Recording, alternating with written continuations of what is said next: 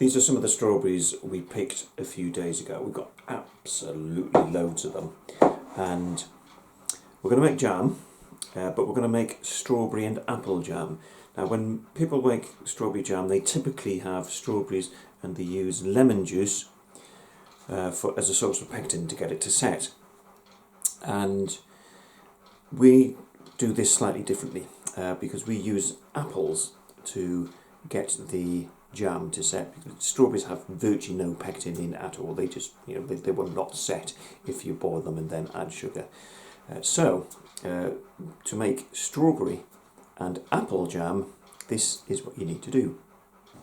Weigh your strawberries and then core and peel the same quantity by weight of apples and then chop them. Then add your apple to the pan with the strawberries. Once you've got everything in the pan, add in a little bit of water. Now you'll need water to simmer the apples and also to make sure that the fruit doesn't catch on the bottom of the pan.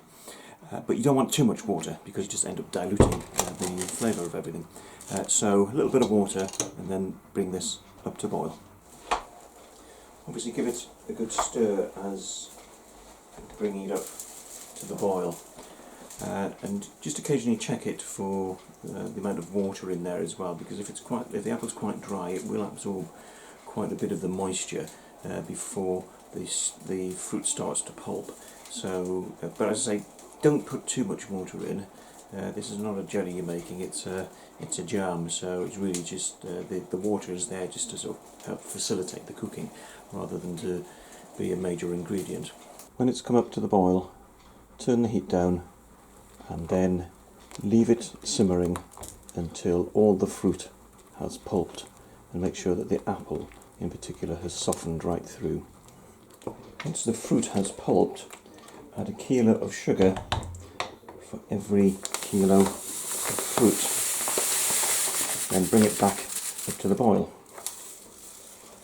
When it's back up to heat, leave it on a rolling boil until you get to the setting point. Test for the setting point, and for this I need my glasses. Just a dollop on a plate, and if it sets nice and thick, it's ready to go into hot, sterilised jars. So today's handiwork has given us 11 jars of strawberry and apple jam, and a little bowl of it. It's still hot, and it's setting rather well. So that's for my toast tomorrow morning.